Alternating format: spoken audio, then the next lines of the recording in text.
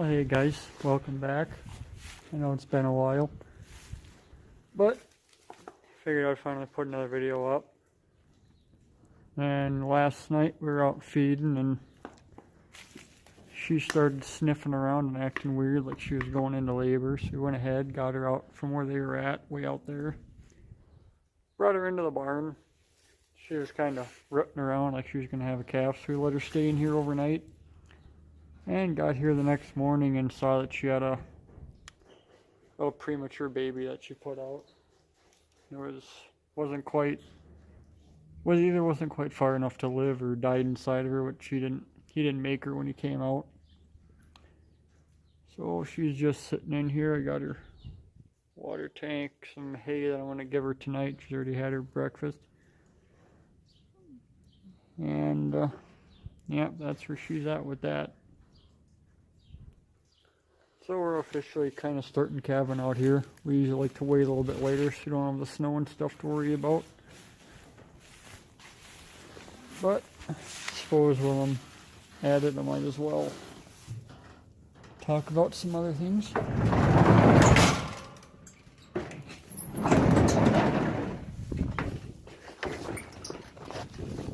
Well, here we are. We're just going to get through a little issue we had with the 760 grind a while back. And if you aren't familiar with the way these operate, or this particular grinder anyways, the whole housing down here is just a big rotor. There's 6 pins that go through the rotor, and those pins hold the flails on. And I was gone when it happened, but I didn't know the usual didn't. No. Anyways, there's a flail body in there with 6 pins in it. I'll go ahead and hop in there and be a little more descriptive. There.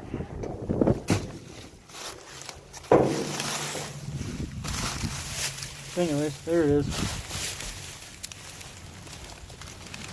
There's 6 pins. This is just one of them. There's 6. And that pin goes from there all the way through and holds these flails and washers on. As you can see, it's getting kind of packed full of stuff, but they were grinding one day and they were kind of hearing the ticking coming from the inside of this rotor. So they went through it and couldn't see what it was making noise, so they just went ahead and ran. And what actually happened was, one of these pins, right about here in the lead flail, the flail actually ate through the pin and broke the pin off. So the pin was working out. And one of the times because this actually spins this way, counterclockwise, and blows it up out the spout on the right hand side. So what happened was they were going, and one of these pins broke. And when that broke and wore through, eventually the main big lead flail forced itself through the pin, came out.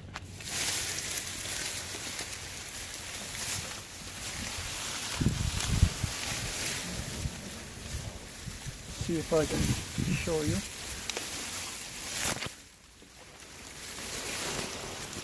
But anyways, there's a bunch of hay in the way, so I can't get in there good. You might be able to see down in there. I think it's right there. There's a whole bunch of those stripper plates that the flails grind the hay up against. And when the big lead flail broke through the pin, it came out and hit that stripper plate, broke the flail in half.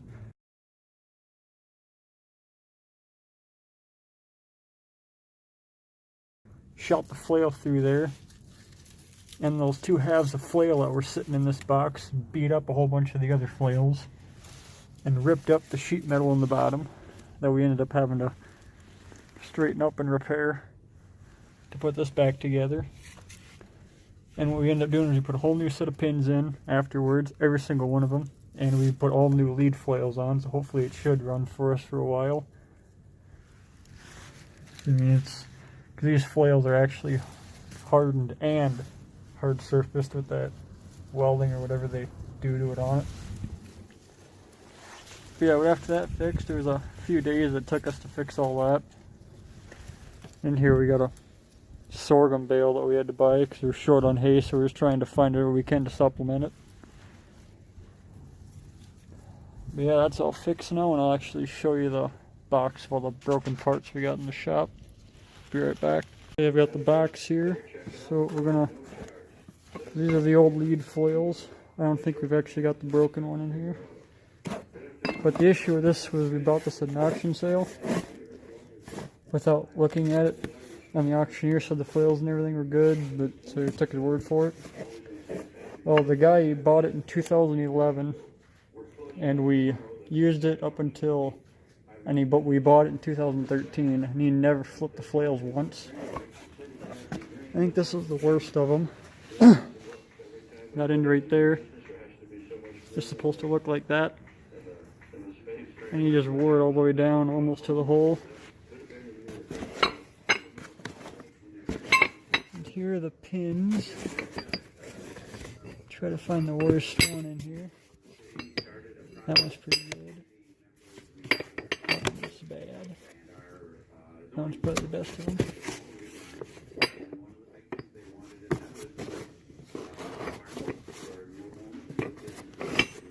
No, this is the worst one. We got the broken ones actually in the pickup.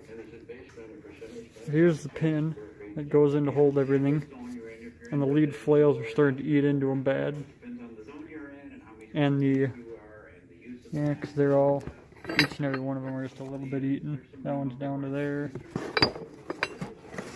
This one actually wasn't too bad, but the lead flail got through the hard surfacing on the outside and just ate into them.